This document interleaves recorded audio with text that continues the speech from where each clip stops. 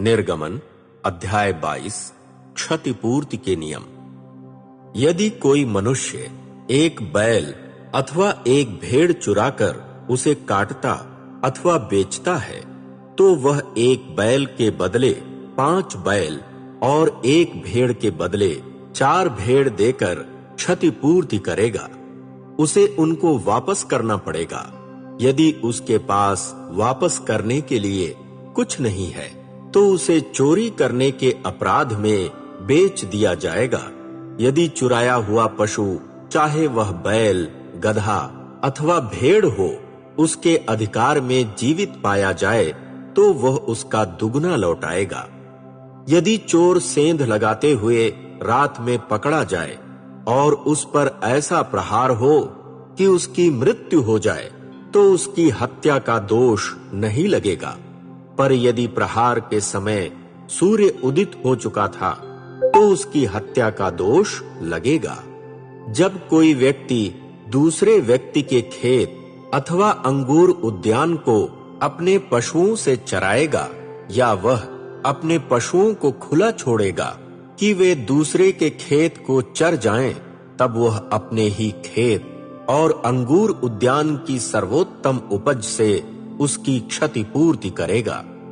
जब आग झाड़ फूस में लगकर ऐसी फैलती है कि पूलों के ढेर, खड़ी फसल अथवा खेत जलकर राख हो जाते हैं, तब आग लगाने वाला व्यक्ति संपूर्ण क्षतिपूर्ति करेगा। जब कोई व्यक्ति अपने पड़ोसी को रुपया अथवा अन्य वस्तुएं रखने के लिए देता है, पर उसके घर से उसकी चोरी हो जाती है, तब यदि चोर पकड़ा जाए तो दुगना वापस करेगा। यदि चोर नहीं पकड़ा जाएगा, तो गृह स्वामी परमेश्वर के निकट आएगा, जिससे ज्ञात हो सके कि उसने अपने पड़ोसी की वस्तुओं की चोरी की है अथवा नहीं। जब विश्वास भंग का अपराध हो, चाहे वह बैल, गधे, भेड़, वस्त्र अथवा प्रत्येक खोई हुई वस्तु का दावा क्यों न हो, जिसके विषय में एक व्यक्ति कहता है यह मेरी है, तब ऐसे दोनों व्यक्तियों का मुकदमा परमेश्वर के सम्मुख लाया जाएगा। परमेश्वर जिसे अपराधी घोषित करेगा, वह अपने पड़ोसी को दुगना वापस करेगा।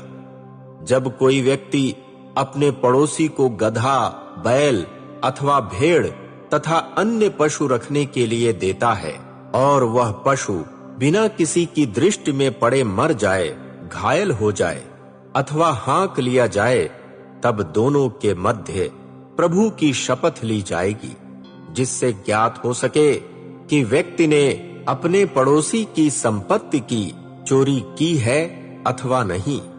पशु का स्वामी शपथ को स्वीकार करेगा और दूसरे व्यक्ति को क्षतिपूर्ति नहीं करनी पड़ेगी। यदि उसके पास से निश्चय ही धरोहर रखे पशु की चोरी हो जाए, तो उसे स्वामी की क्षतिपूर्ति करनी पड़ेगी।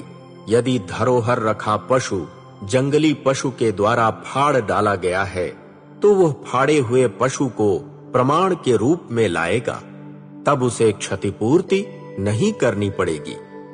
यदि कोई व्यक्ति अपने पड़ोसी से एक पशु उधार में लाता है और उसके स्वामी की अनुपस्थिति में पशु घायल हो जाए अथवा मर जाए, तो वह निश्चय ही संपूर्ण क्षतिपूर्ति करेगा।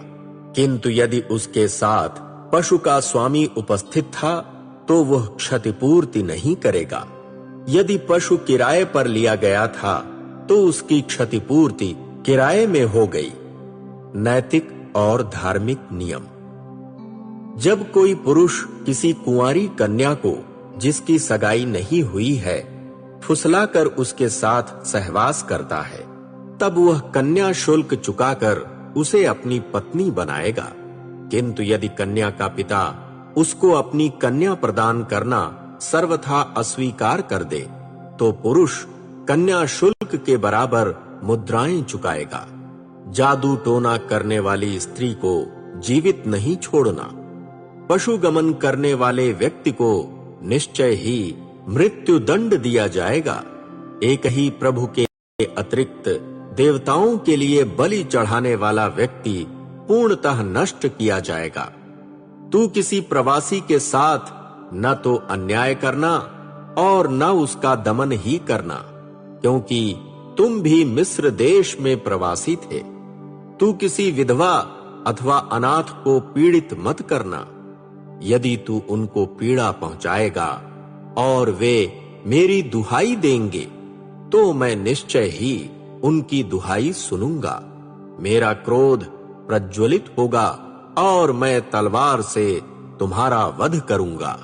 तब तुम्हारी पत्नियां विधवा और तुम्हारे पुत्र अनाथ हो जाएंगे।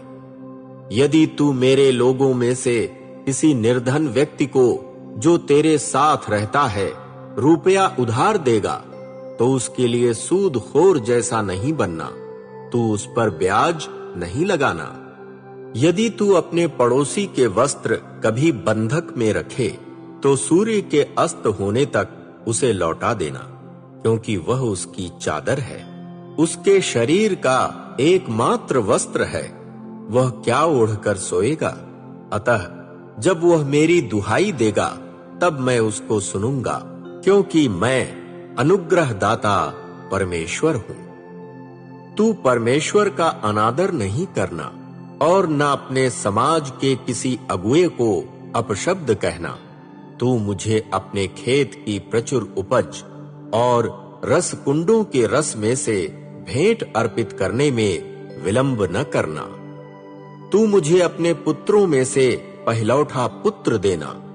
ऐसा ही अपने बैलों और भेड़ों के पहलौठे के साथ करना। वह 7 दिन तक अपनी मां के साथ रहेगा, किंतु 8वें दिन तू उसको मुझे देना। तुम मेरे लिए पवित्र बनोगे, अतएव तुम मैदान में जंगली पशु द्वारा फाड़े गए पशु का मांस मत खाना, वरन उसे कुत्तों के सामने फेंक देना।